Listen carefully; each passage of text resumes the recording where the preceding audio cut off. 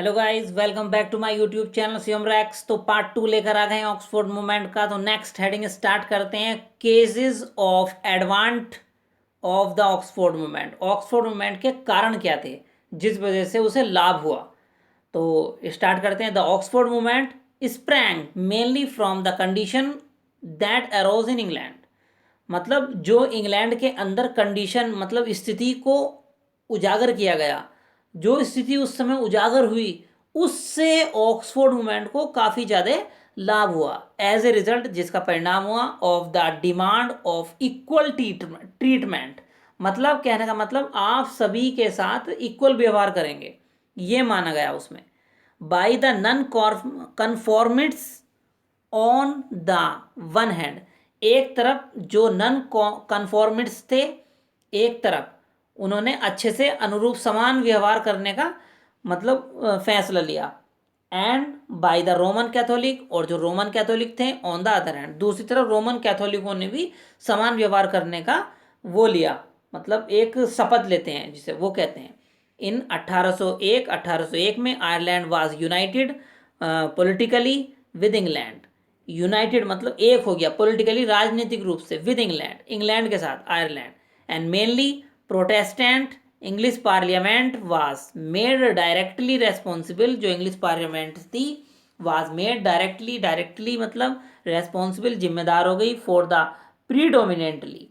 Predominantly का मतलब होता है मुख्य रूप से, आयरलैंड, आयरलैंड के लिए जिम्मेदार हो गई। इन 1828 में द डिसएबिलिटी, जो योग्यताएं थी, डिसएबिलिटी मतलब योग्यताहीन वाले जो थे, ऑफ नन गवर्नमेंट, जिन्हें योग्यता नहीं थी, जिन्हें ज्ञान नहीं था, उस तरह के जो कन्फॉर्मिस्ट से जो लोग थे, वर रिमूव, उन्हें हटा दिया गया। And years and years later, मतलब एक साल बाद, मतलब 1829 में क्या हुआ, केम द सिमिलियर इम इमे इमेंसिपेशन ऑफ कैथोलिक। 1829 में इमेंसिपेशन ऑफ कैथोलिक, कैथोलिक का जो इमेंसिपेशन था, मतलब जो मुक्ति थी कैथोलिकों की, वो एक तरह से वो अस्तित्व में आई। नाउ, अब as a result of these two latter major, और इनका जो परिणाम हुआ दो का, लेटर बाद में, मेजर मतलब उपाय हुआ इनका, वेल स्टेब्लिशमेंट, बहुत अच्छे से इन्हें स्टेब्लिश किया गया, एंड रिकॉग्नाइज, पहचाना गया। Anglican church lost, Anglican church खो चुके थे, दोस एडवांटेज, उन लाभों को, दैट इट हैड इंजॉय, जो जिन्होंने इन्होंने आनंद लिया, ओवर द अदर चर्च, दूसरे चर्च पर। And so the Anglican church, और Anglican church had to face, उन्हें सामना करना पड़ा, द वेरी रियल डेंजर, बहुत से खतरों का, ऑफ बीइंग, होने के, डिसस्टेब्लिश्ड,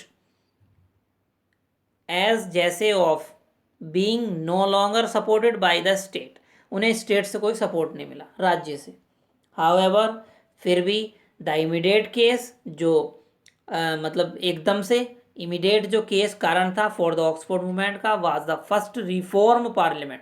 मतलब पहली बार जो ऑक्सफोर्ड मूवमेंट का जो कारण था ना, वो पार्लियामेंट को रिमूव वो करना था, रिफॉर्म, सुधारना था। हॉस्टाइल, हॉस्टाइल का मतलब विरुद्ध कर दिया, एटीट्यूड टू द चर्च, और चर्च के विरुद्ध कर देना था उन्हें। अगेंस्ट विच कैबल सरमोन, उनके विरुद्ध जो कैबल के सरमोन, जो कैबल के उद्देश्य थे, ऑन नेशनल अपोस्टेसी, अपोस्टेसी मतलब अपने धर्म को समान रूप देना, उसके प्रति उन भावनाओं को दूर किया गया। कहने का मतलब सभी धर्मों को समान रूप से आदर किया गया। रेज्ड क्रूशियल इश्यूज, क्रूशियल मतलब महत्वपूर्ण मामलों को उठाता है। Whence did the church derive its authority, whence कहाँ से चर्च ने अपनी प्राप्त की इट्स अथॉरिटी, अपना अधिकार। The church of England, England का चर्च था, and the leader of Oxford movement, Oxford movement के जो लीडर थे।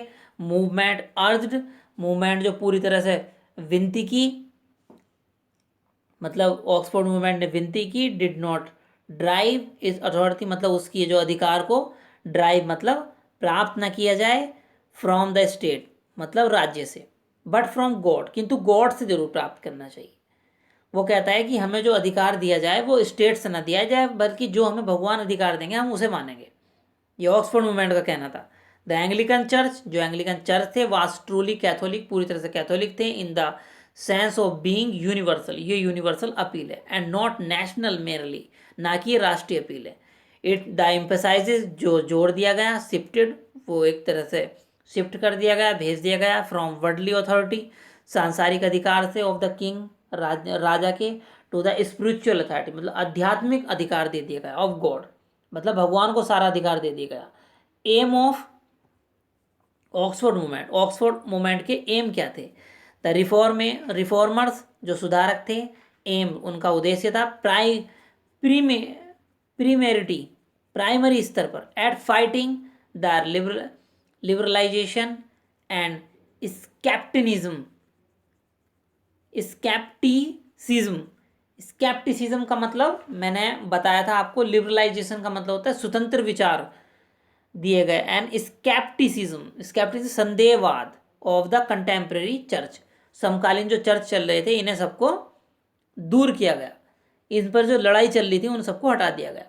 एंड रीस्टोर, और दोबारा से मतलब रीस्टोर कर दिया, रिस्टोरिंग कर दिया, टू द चर्च, मतलब चर्च को दोबारा से बना दिया, एंड टू चर्च, चर्च के लिए वर्शिप, जो पूजा थी, द डिग्निटी, जो सम्मान था, ब्यूटी, सुंदरता, प्योरिटी, शुद्धता, and zeal of earlier times, और सब उत्साह के साथ अपना कार्य करने लगे।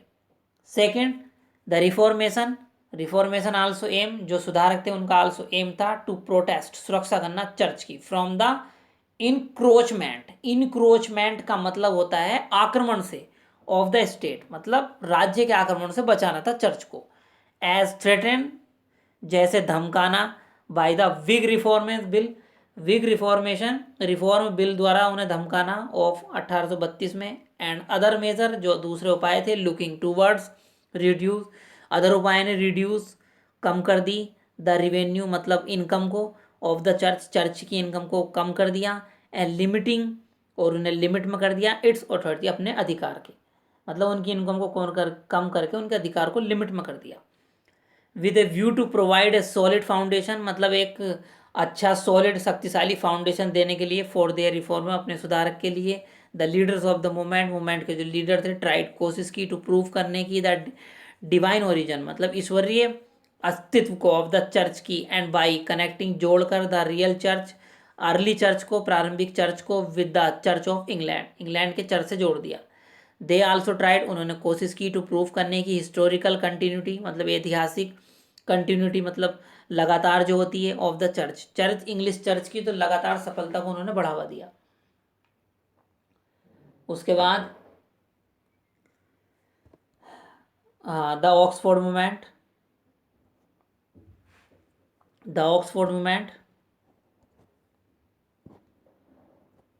The publication of Newman's final tract, publication of Newman के फिनल टैक्ट, एक उनकी ये थोड़ी वो थी, उनकी कृति थी, एक ये उनकी रचना थी एक, वो उसने भी थोड़ा असर डाला। After the publication of Newman's final tract in 1841, Newman का 1841 में जो ये लेख आया था, ए स्टॉर्म, उसने तूफान मचा दिया, ऑफ क्रिटिसिज्म में, एंड अराउज्ड, उठाया, एज ए रिजल्ट, इसका परिणाम ये हुआ, ऑफ विच न्यूमैन, जो न्यूमैन ने लॉस्ट, खो दी, इट्स पोजीशन, अपनी स्थिति को, एट ऑक्सफोर्ड, ऑक्सफोर्ड पर, बिकम ए लेमैन, एक लंगड़े मैन की तरह उसने कार्य किया, एंड फाइनली 1845 में ज्वाइन, जोड़ दिया रोमन कैथोलिक चर्च को, and later become a cardinal, और बाद में वो कार्डिनल बन गया, प्रमुख बन गया।